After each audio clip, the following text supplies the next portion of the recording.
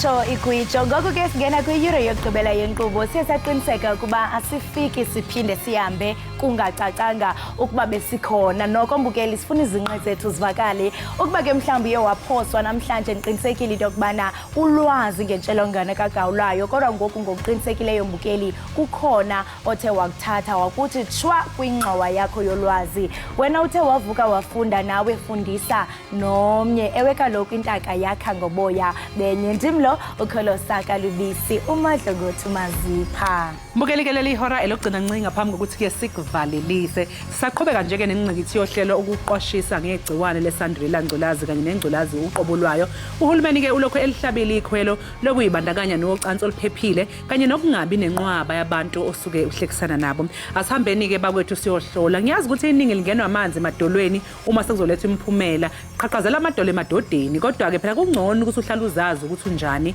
kunokubaleka njengoba ke singena ihora lokugcina mbukeli yake sibheke ihamba phambili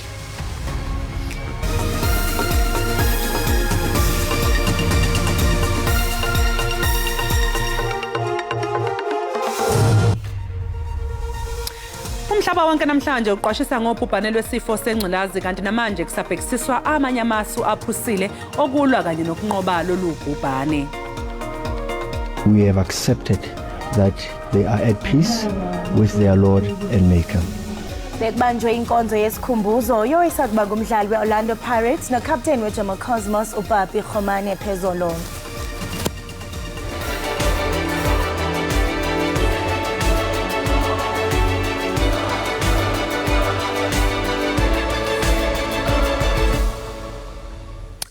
Namhlanje ngusuku lomqoka emhlabeni wonkana njengoba kuqwashiswa ngegciwane lesandwela ngculazi kanye nengculazi uqobo. Usuku lokuqala lokuqwashisa ngalolu bhubhane lwasingathwa ngonyaka u1988 nalapho kwakuhlonishwa labo abashona bebhuqabhuqwa yilolu bhubhane kanye nezingqinamba ezibhekana nalabo abacwaswa ngoba benegciwane lesandwela ngculazi. Kuleminyaka engama-35 edlule ikhona inqubekela phambili eseyenziwe ngemizamo yokulwana lolu bhubhane. Luningi ke nocwaningo lwezemithi osolenziwe kwandiswa nesibalo semishanguzo kwaphinde kwagqugquzelwa nabantu ukuthi bahambe bayohlola. Ingxenye ke enkulu yohlelo mbukeli namhlanje igxile nje kakhulu ke kulolu suku lokuqwashisa ngegciwane lesandwela ngculazi kanye nengculazi uqobo. Isiqubulo sakulonyaka sithi let communities lead. Umongameli uCyril Ramaphosa ugaleleke eDubai ukuya kuzimasa ingqongqothela ye-UN COP28. Ukanti abathunywa bamkele ingxowa-mali entsha yokunceda amazwe asweleyo ukumelana neentlekele zemozulu. I-United Arab Emirates izagaleleka izigidi ezilikhulu engxoweni amanye amazwe aza kunikela ngemali engaphaya kwe-$3 million.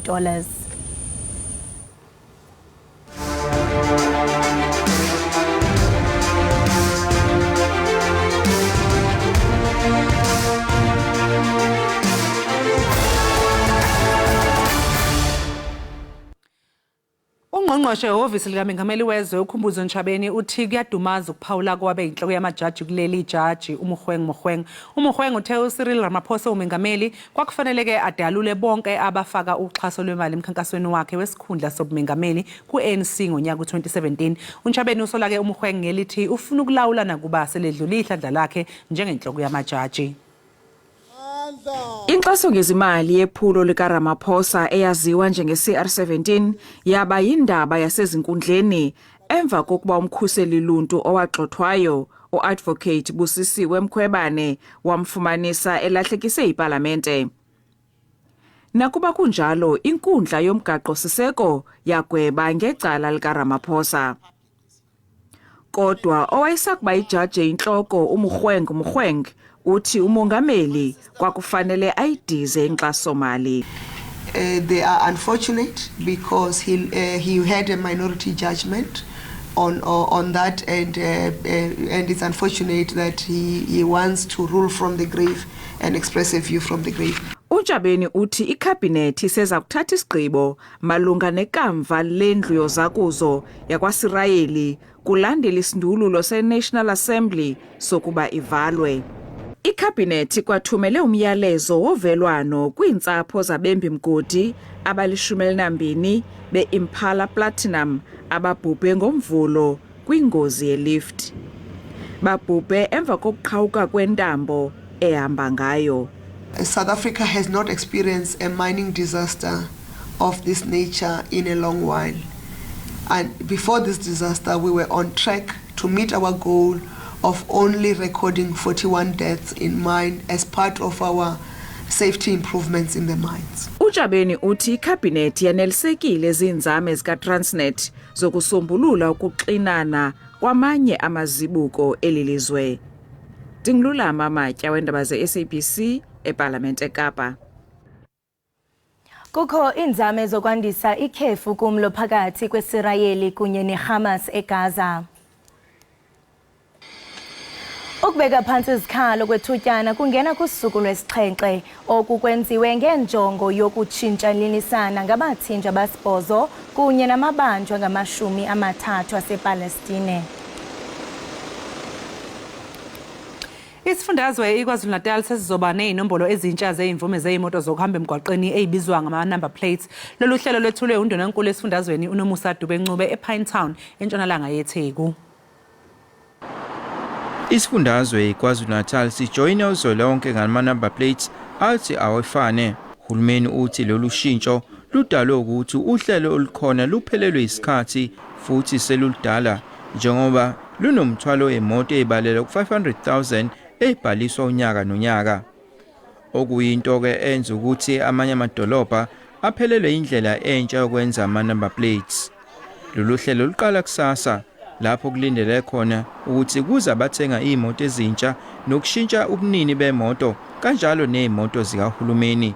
Kepha ke uhlelo lawo wonke umuntu luqala ngoNdasa ngonyaka ozayo. Isifundazwe nesifundazwe kufanele sibe nezinamba, kufanele futhi sibe nezimoto ezinophawu olukhombisayo ukuthi le moto irejistwe kuphi noba ibhaliswe kuphi futhi ingekabani. Uhulumeni uthi abanikazi bemoto bazoyikhokhela lezi nguquko zokushintshwa kwama-number plates. We were still giving them more than 21 months to change. That means they can change even after a year, which will at least giving them an opportunity to fundraise whatever money that they might needed to change to a new system.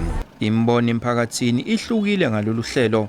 And I also think that apparently they only have a grace period of 21 months to do it, which I also think is they should rather just phase it in.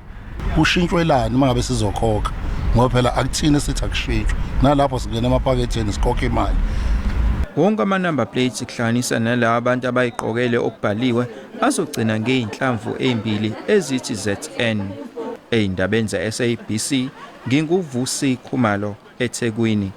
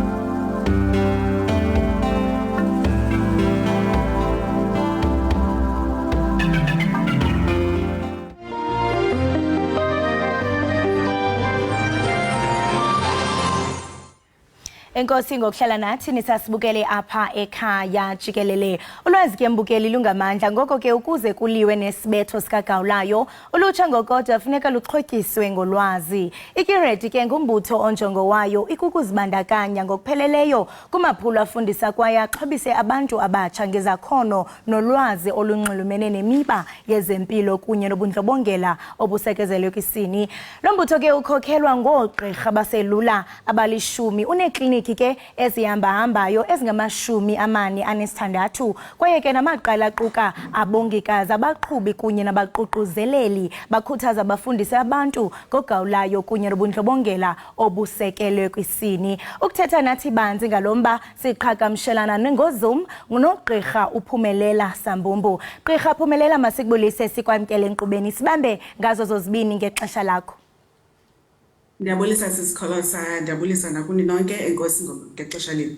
Kubulela thina, mhle kakhulu umsebenzi eniwenzayo uqinisekisa into yokubana ulwazi niyalisasaza eluntwini. Ikiredi ke igxinanisa ukukhuselwa njengento engundoqo kwimpilo yabantu. Ungathi mhlawumbe yeyiphi gqirha indima edlalwa koku? So, statistics ebezisanda uphuma ze-HIV and AIDS zibonisa ukuba actually ukusetyenziswa kwe-condom kuphansi kakhulu kulutsha lwaseMzantsi Afrika, nangona ke percentage yabantu abanamaqabane amaninzi okanye sexual partners ezininzi iphezulu yona. So iyabonakalisa loo nto uba isekhona i-gap when it comes to sexual education kulutsha especially. So ibalekile kuthi as ukiredi but kuthi in general as i-healthcare workers to continue ukufundisa kwaye ukukhumbuza rather ulutsha ngokusetyenziswa kokhuselo, which is injongo yethu ke as I said njengokiredi, as well as ukufundisa ngento ba i-HIV isasazeka lula kakhulu lube ulutsha lona libonakalisa ukuba izinga liphezulu lokosulelo kubo. So education it plays a huge role kuloo nto yokufundisa ulutsha into ba it's important to use condoms engage in sexual intercourse. Ngaphambili wena gqirha bekukho iinkolelo ezininzi ezinganyanisekanga malunga nentshalongwane kagawulayo. Ufumanisa into yokubana kuthiwa yeyi ungasheri mhlawumbe ispoon okanye icup nomntu ophila nesi sifo nezinye ezininzi. Ingaba mhlawumbe nangoku kusenjalo kwaye yeyiphi indima yenu ekupheliseni ezo nkolelo? Sisekhona sisikholosa kakhulu, njengoba umentionile sekhona i-myths around ukusherisha i-cups, ukuhaga, ukuphuzana nomuntu one-HIV or HIV positive, abantu abakholelwa into yoba loo nto ingosulela nge-HIV. Kusekho i-myths around iimpawu zomuntu one-HIV, abantu basakholelwa into yoba umntu uyakwazi umjonga umbone into yoba u-HIV positive because umzekelo une-weight ehlileyo okanye ubonakale ngathi weak. So khona ziseninzi ezo myths ezo. So umsebenzi wethu, injongo yethu as ukiredi is to try and educate abantu, to give abantu i-education about i-HIV and AIDS, i-education about i-sexual health accurate nengahluzwanga, undiluted, so that ulutsha luyazi into yoba nazi zona facts around i-HIV and AIDS, nazi i-myths ekufuneka sihlukane nazo ukuze sikwazi uqhubeleka phambili. Ingaba abantu basakhathalele nyani ukuvavanyelwa i-HIV kwaye oku kubaxhobisa njani ingakumbi abo babelana ngesondo? Kuba ngoku siyabona into yokubana ingakumbi kubantu abatsha xa sijonga mhlambe izinga lamantombazana ingathi mhlambe umntu woyika umitha than uba mhlambe abe infected. Siyaqonda into yokubana kudala kwakukhona iinkqubo ezazifundisa, iinkqubo ezifana no-Soul City, even nasezikolweni kwakufundiswa abantwana besikolo ngokuba ba-abstain. Ingaba mhlambe ngoku siyabona mhlamba abantu abatsha ingakumbi bekukhuthalela into yokubana bahambe bayovavanya umntu asazi i-status sakhe?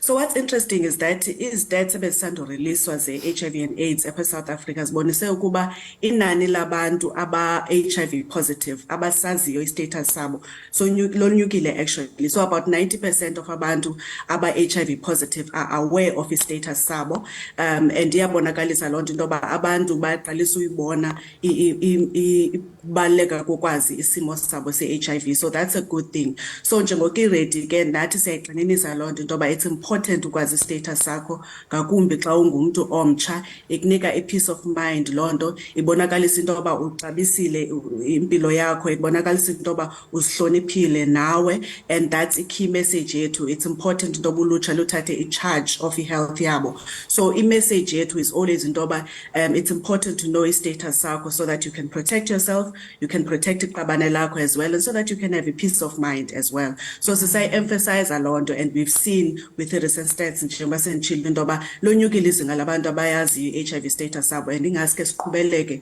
with that as well. Siyaqonda ubana ngexesha lakudala isifo sikagawulayo sasithathwa njengesigwebo sentambo. Ufumanisa into yobana nalo uchaphazelekileyo uzivalele endlini akafuni ubonwa mntu, kodwa ke nina nithi iyalawuleka. Singayitshentsha njani le ndlela yokucinga, kwaye ungathi mhlawumbe unyango lwe-HIV luqhubele phambili kangakanani ukuzawuthi kangoku? So kule nto ithethayo ke yoba it's become now disease manageable. It's important for uba siqhubeleke sifundise abantu ngaloo nto so that abantu bayazi into yoba xa sisithi it's important to know i-HIV status sakho, we mean into yoba even if you are HIV positive aliphelanga ilizwe, akuphelanga bomi bakho, uyakwazi uba kwi-treatment, and if i-viral load yakho isezantsi egazini you can continue with ubomi like normal. Remember, we talk about U equals to U, which is undetectable is equal to untransmittable. Londo iti, if umthamo wentsholongwane kwigazi lakho uphantsi, it means awukwazi yosulela komnye umntu xa usabelana ngesondo kanye ne-exchanger igazi. So ibalekile ke lonto. In terms of treatment ke, as I said, is-stats ziyabonakalisa into yoba 90% of abantu ba-HIV positive bayasazi status sabo, and on top of that 91% of abo bantu ba-HIV positive bakwi-ARVs, and about 94% of abo bantu bakwi-ARVs umthamo wentsholongwane uphantsi kwigazi, meaning they've got undetectable levels of i-virus egazini labo. That is a good thing. It means we are making progress when it comes to ukontrola nokumanage i-HIV and AIDS. Zininzi ke nezinye indlela ezintsha to try and fight i-HIV and AIDS, especially amongst ulutsha, with the introduction of izinto ezinjenge-PrEP ne-PEP, which ke ndizawuthetha a bit about zona, but ezo zinto ke zizindlela zokuzama ukuthoba i-transmission of i-HIV between abantu. And then there are also developments ke kwi-treatment, xa sithetha nge-treatment i-ARVs, specifically with i-ARVs ezizi-IV, but ke ezo zinto zise-part of i-research. So zininzi izinto ezenzekayo kwi-space of developing izinto and ways to better manage i-HIV, but it's important for abantu to know into yoba it's a disease emanagekayo and ayisiso isigwebo anymore. Bendisazawubuza mhlambe ngezinye i-treatments, kodwa ndiyabulela kakhulu ngokuba ucacisele nombukeli ngee-options ezikhona, i-PrEP ne-PEP. Kuyaphawuleka into yokubana nineenkqubo ezininzi ezokuvundlisa isizwe, nikwathetha nangempilo yezesondo ngokubanzi, hayi nje mhlambe nithethe ngokuvavanyelwa isifo sikagawulayo. Nikwenza njani oko kuba siyaqonda ubana mhlambe xa kuthethwa ngale micimbi abanye abantu bagoba phantsi intloko? Ingaba mhlambe nithetha njani uqinisekisa into yobana uluntu nalo luyanormaliza uba mhlambe kuthethwe ngemiba equka mhlambe ezesondo? So njengoba umentionile ke sisikholosa, uKiredi is not only providing sexual education, but we are also providing comprehensive health services. Londo kithetha into yoba we are meeting youth where they are to bring services zempilo to where they are. So approach yethu, especially ke ngoku particularly with the sexual education, is to make sure that we are speaking a language yolutsha. We are meeting them where they are. We are active ku social media, safumaneka ku Facebook, safumaneka ku X, safumaneka ku TikTok, Instagram, njalo njalo, and we put out videos on as platforms as fundisa ulutsha about sexual education and about impilo in general, and we make sure that we use a language that is relatable to ulutsha. We use the language that they use every day, and we also make sure in Ndoba we create channels for ulutsha where they can reach us directly without having to go to inkonzo zempilo where umntu mhlambe efeel into yoba andifuna ukuya because kukho ubani ondaziyo okanye endoncane abantu abadala. We've got a WhatsApp bot or WhatsApp number where they can WhatsApp us directly umuntu abuze lo mibuzo afuna uyibuza without any judgment, without any jargon, coming directly from a health professional, because nalo WhatsApp umuntu udibana directly with ugqirha, with one of us. So zezo ndlela ke sizama ngazo to try and change health education when it comes to bringing le education to ulutsha eMzantsi Afrika. Ndiyathanda kakhulu into ibaluleleyo into okubana nisebenzisa amaqonga onxibelelwano kuba kaloku abantu abatsha ubukhulu becala bafumaneka kakade phaa ko-TikTok, ko-Facebook, and now more than ever siyababona abantu abatsha besasaza umntu mhlambe a-reveal i-status sakhe phaa kumakhasi onxibelelwano, nabanye mhlambe ubone xa ujonga kwi-comment section babona ngathi okay yamkelekile nam ndizeka mzekweni, ingabi into mhlambe sizawubona i-stigma. So bendisazoza kulo mbuzo into okubana ngawapha amaqonga eniwasebenzisayo kuba kuyabonakala into yokuba kusengumceli mngeni kubazali abaninzi ukuthetha ngemiba yezesondo nabantwana babo. Kodwa ndiyafuna into yobana usirhobisele ubana ngeyiphi ingcebiso ongayinikeza abazali kuba ke noba mhlambe isengumceli mngeni umzali funeka ethethile nomntwana wakhe xa iqala nje umntwana efikisa funeka kube yingxoxo enormal. Kodwa ke xa siyiqwela ndiyathanda kananjalo ukuba ucebise ababukeli ngakumbi kaloku xa sijonga abantwana abangamantombazana abasakhulayo ukuba zeziphi mhlawumbe indlela esingalwa nayo ukubona ukonyuka kwezinga lesifo sikagawulayo.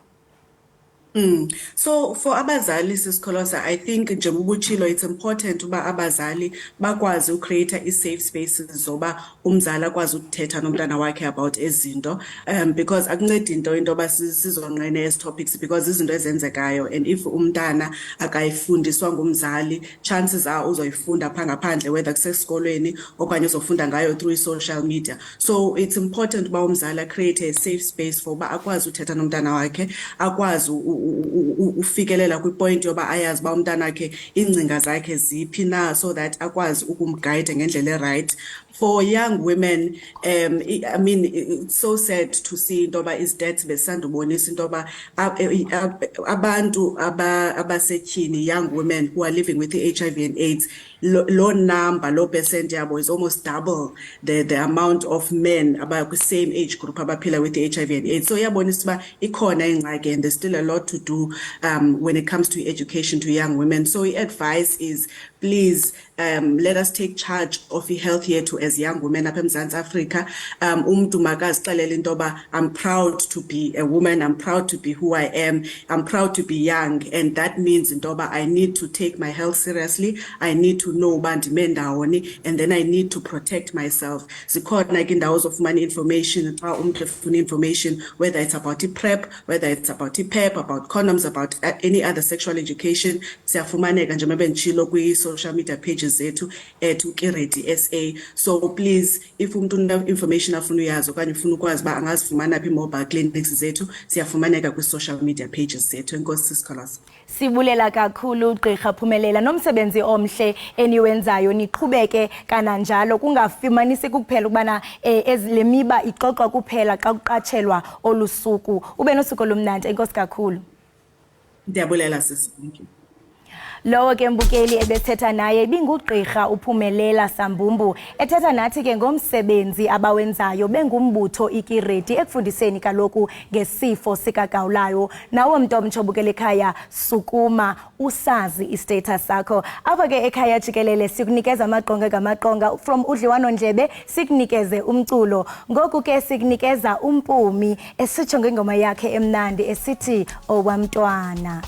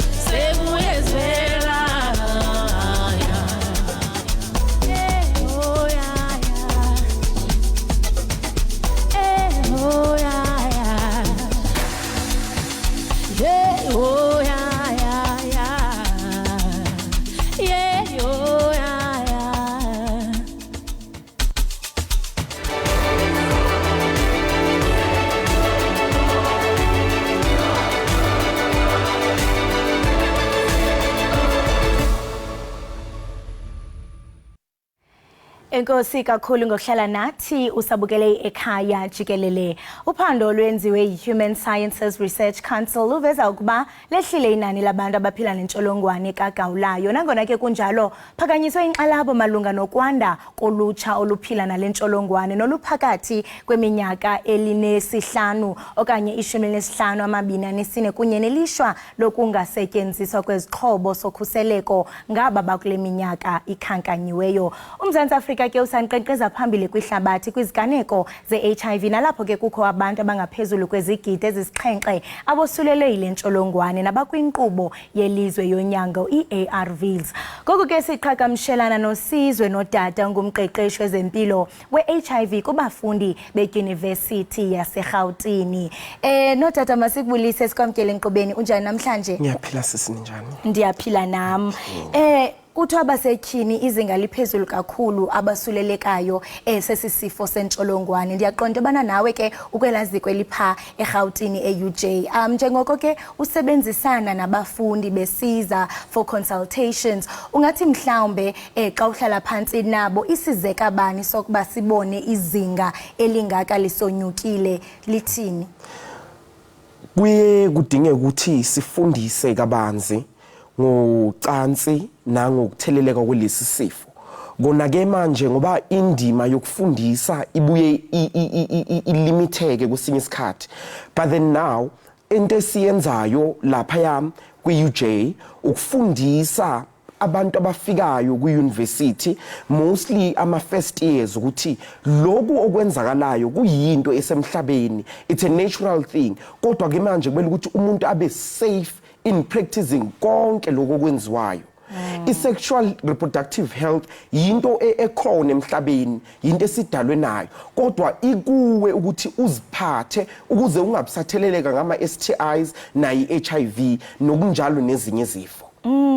Inhle kakhulu lento oyiphalulayo because xa sithi siyajonga noko iinkcukacha ziyatsho into yobana as early as 15 years abantwana already sele bezibandakanya ufumanisa into yobana basezingeni lokuba basuleleke ngulo mbulalazwe sithetha ngawo. And siyaqonda because uthetha kakhulu into yobana i-first years mhlawumbe omnye usuka emakhaya xa efika mhlawumbe akho nto ayaziyo, ufika eGoli kwandonga ziyaduma, ezininzi mhlawumbe i-pressures, ufumanisa omnye ngoku seyizibandakanya seyuba nodliwanondlebe namadoda amadala icinga uba mhlambe yena hayi luthando nje okanye lo muntu uzamnakakele amphe imali. Ingaba mhlambe zikhona inkqubo enifundisa abafundi into yokubana mhlambe kuze bakwazi into yobana bazikhwebule kwizinto ezingenza into yobana umuntu azibhaqesele ne-HIV?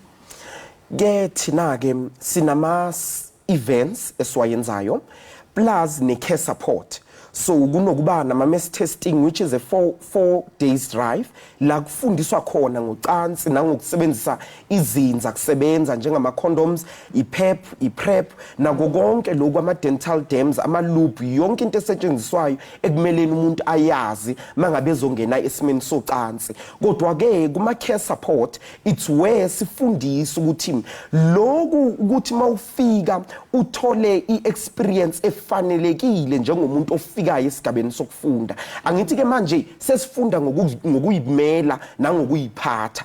Umuntu mangabe efika esigabeni sokuyiphatha engaqeqeshekile kahle kuyamenza ukuthi alahlekelwe umqondo wokuyiphatha. So ke manje mayefika ufikela kithi simsiza ukuthi lokhu naloku akwenziwa mawufika kulesi sigaba. Futhi ke manje nama-care support systems wethu with ama-stakeholders wethu o-ANOVA o-Higher Health kanje bayasiza ke nabo ukuthi sithole ulwazi oluningi ukuthi singamsiza kanjani umuntu mhlambe obuya emakhaya njengami nje mhlambe umuntu obuya eFrayedi mangabe efikela ngapha singamshintsha kanjani isimo sengqondo ukuthi simazise ukuthi kunezimo nabantu abazingela abantu abamsulwa. Uyayibona into ezinjalo. So ke manje into esiyenzayo ukuthi sifundise ukuthi awuyona into yokuthengwa, kodwa umuntu wena ekumele ukuthi usebenzele ikusasa lakho. Mawufika la kulesi sigaba kumele ukuthi uyiphathe ngokuhlonipheka, uyiphathe nangokuzazi. Yiko ke kuba ne-Center for Student Health and Wellness le eyenzayo ukuthi ake kube nomuntu ozoqeqesha abafundi laba abagadi ukuthi nakusasa awungabisazithola ubusenkingeni. Yeah, and I mean usathetha ngalento ndiyazama ucinga into yokubana because I mean i-pressures zininzi ngoku, not only mhlambe kumasango esikolo but nangaphandle kumakhasi onxibelelwano. And I mean kukhona la nto abadla ngokuyithetha into yobana YOLO, you only live once. Mhlambe usatsho usashumayela usathi no ziphatheni kakuhle ukuze ikamva lakho liqaqambe, kodwa bona into yokubana ngeke kaloku you only live once. Umuntu angacingi mhlambe ngesigqibo asithabathayo namhlanje basingam-affecta impilo yakhe yonke azibhaqe mhlambe selephila nesifo sikagawulayo. Ndiyarhalela uqonda into yokubana njengoko ninezi programs ninazo, i-reception injani kubantu abatsha? Bayeza mhlambe ubonakala into yokubana impilo zabo mhlambe ziyatshintsha, bayireceive njani yonke lento enizama into yokubana nibafundise ngayo? Kona kuhle esikubonayo thina with our stats ngoba sithola i-intake yama-first years amaningi azayo ukuzobukela lokho esikwenzayo masiyenza ama-condom distribution, masiyenza ama-condom demonstration ukuthi isetshenziswa kanjani. Sithola most of first years ababuzayo futhi ukuthi lokhu kwenziwa kanjani, lokhu kwenziwa kanjani ukuze abantu bangalahleki nakusasa. Futhi ke sibuye futhi senze ke nama-res visit la sihambela khona ema-res sifundise ukuthi lokhu naloku naloku naloku kuyenziwa, sitholane on one basis. Mese ke futhi kuma-HTAs drivers wethu sike sithole futhi nama-stats aphakeme kakhulu mangabe sizothola abantu beza bezothesta. So yinto ke manje sibuye isijabulise leso ukuthi manje lokho esikwenzayo lento esifundisayo abantu bayakwazi ukuthi bayithole. So vele ke manje noma befike etendeni bezoshutha asibi nankinga ngoba siyafuna ukuthi nakusasa itholakale komunye umuntu ozothola ukuthi no lento lebengiyenza right, icondom ifakwa kanje, iloop isetshenziswa makunje, ini isetshenziswa makunje, idental dam isetshenziswa makunjani ngoba ziningi izinto ezisetshenziswayo makumele ukuthi kuyenziwe ucansi ekuzivikeleni. Ndiyayithanda kakhulu lento niyenzayo ingakumbi ukudemonstrate because mhlambe xa nikwazi ukuthetha ngayo izoba normal nomuntu mhlambe engaziqhusheki uba ngabe uyabona into bana khona into ayisolayo kodwa ngendlela enizisa kuyo ngabo kwi-level yabo inhle kakhulu. And yafuna ungena ke ngoku kulombi into kubana kwabo abasebenzisa i-treatment abasele beqalile mhlambe umuntu waza kuni wa discoverisha into kubana yendo sulelekile ingaba mhlambe bayithatha kakuhle i-treatment considering that kuba khona ne after effects abanye abantu baye bakhale ngazo into bana hayi mhlambe mna ndiyaziyeke ezipilisi because kwenzeka okunoku okanye omnye azibone engathi uphilile ayekele phansi intambo. And also looking at i-advancement when it comes to i-medicine ingaba konke kuhamba kakuhle nabazithatha i-treatment bazithatha kakuhle kona kuhle futhi lokhu okwenzakalayo ngoba i-treatment ihamba kahle so ama numbers wethu ayasho ukuthi since abantu beloku betesta there's a low number of referrals which means ukuthi kuncane ukutheleleka ukukhona kuncane futhi ukutholakala kwabantu abapositive within the institution. So now mangabe utholakele unayo noma isifo lesi sesikwangamele siyaye sitholele i-counseling and i-referral support. It's not only ukuthi sigcina la itendeni ngokusho ukuthi cha sisi usunayo siyaye siyenze i-counseling afterwards and futhi siyaye sinikeze nabantu abazokusiza ngangakusasa ukuthi ungazitholi ususe ezingeni lokuthi ngiyayeka lento noma ngiyayeka ukuphila ngoba ngisuleleke ngalesifo. Siyazama ukuthi nanoma kwenzakalani sizama ukugqugquzela abantu ukuthi lokhu esikwenzayo kuyimpilo akusaseyinto esabekayo futhi ke manje sithi ke thina masifundisa ke njengama peer educators sikhuluma njengabantu esesinayo ukuze singenzi ukuthi uzwe ungamkelekile kule tende lethu. Angithi manje sihleli nabantu abangayazi lento nabantu abanama myths nayo yonke lento le so siyenzela ukuthi mangikhuluma nawe uunderstand iperspective engikhuluma ngayo and break zonke mhlambe ezankolelo wonke umuntu azive emkalekile. Enkosi kakhulu ngokuba wabelana nathi ngolwazi umhle kakhulu umsebenzi eniwenzayo ingakumbi kaloku apho nivundlisa ulwazi kubantu abatsha nangabona kaloku ekubonakala ingathi elizinga lentsholongwane lonyuke kube niqhubeke nenze lo msebenzi. Enkosi kakhulu ngokuba nibe nathi. Right, imbukeli we-Ekhaya Jikelele lo ke besethetha naye nguye uSizwe Nodata ongumqeqeshi wezempilo iwe-HIV kubafundi be-University yaseGauteng. Saqhubeka ke mbukeli sininandisa ngomculo ngoku sinikezwa kwakhona uMpumi esithi ngibongiseni. Mpumi iqonga lelakho.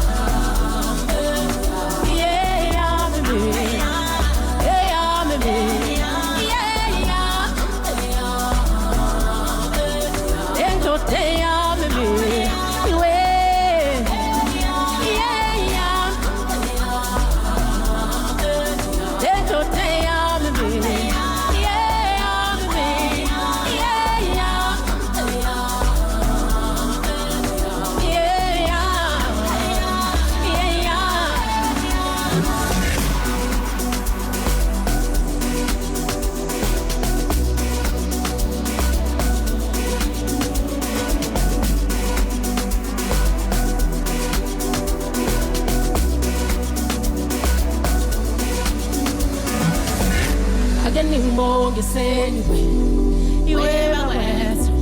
Nimbongiseni, ake nimbongiseni we, iwe bakwethu. Nimbongiseni, oh yeah, oh yeah, oh yeah, oh yeah. Nimbongiseni, ngeyami ndoda. Oh yeah, oh yeah. Yo keep it shum let's go. Ain't gonna let the world. They go back mama. Come on, it's up. Yo keep it shum let's go. Ain't gonna let the world. They go back mama. I am going up.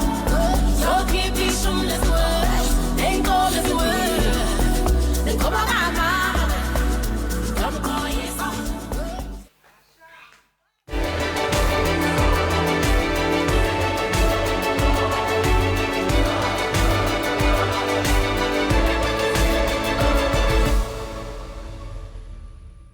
Enkosi ngokuhlala nathi ubusana lungena ufika sezichwechwela ngaseunyango kodwa ke ungaxhalabi ikhona nje into encinanana esikuphathele yona unompumelelo mzobe ke owaziwa njengompumi kwi-African dance music nowazenzela ke igama ngengoma ezifana nowena busa kunye nosomandla singabala ke lide liyosithelena namhlanje icwecwe lakhe lokuqala elithi The Birth of Mpumi lenza kakuhle kakhulu ze lawongwa ke kwi-Metro FM Awards 2016 lemvumi ke iye yasebenzisana namagcisa afana no Heavy K o-TNS Uniphonic namanye ke amaninzi ukuva banzi ke ngako konke oku sinaye umpumi apha e-studio. Pumi, Sisikholosani njani? Siyaphila njani? I'm awesome, thank you. Are you awesome? Siyabongisela. Oh, ngiyabonga.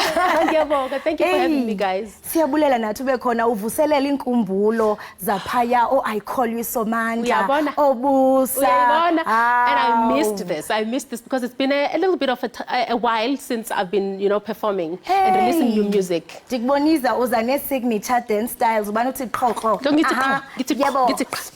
Yebo. Mpumi, uthe wathi kaloku wakhupha icwecwe lakho elithi The Birth of Mpumi. Hayi, kwanqwala izinqe zale ngoma zavakala Metro FM Awards babuwonga. Can you just nje usibuyisele emva to that moment and also xa usulujonge emva ungathi mhlambe zintoni othe wazifunda othi nangoku ndibuyile zizawungena chwa? I think I've been awesomely blessed. I've been very blessed. Ngibusiseke kakhulu ukuthi mangifike emculweni, ngifike ngiembraceke abantu, the supporters out there, they just opened their arms to me. And I think into engifunde kakhulu emculweni ukuthi, it's not a smooth sailing ride. There's humps, there's bumps, and you must just know what you want, And if you really, really love music, it will sustain you. You will have a long-standing journey. So your passion will sustain your passion will sustain you. Amazing. And you wasebenzisana ke namagcisa ahlukileyo Heavy K ndibala ntoni na.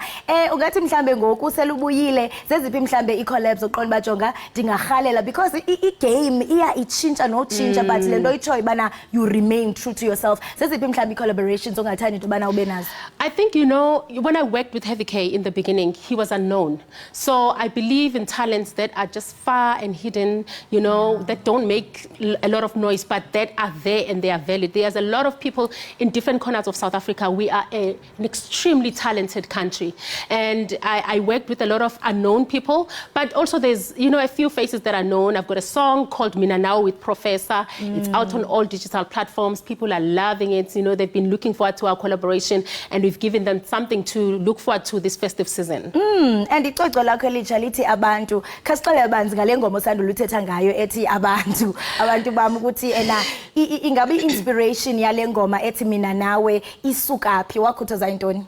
So I worked on an album, it's called Abantu, and Abantu, it's because I want to just show or reflect the adversities, the hopes, the dreams of my society, my people, the people I interact with every day. I'm telling their stories, their joy, their sadness, everything is in this album, including my own experience because ngumuntu nami. So this one is about abantu, basically just telling stories of abantu through music.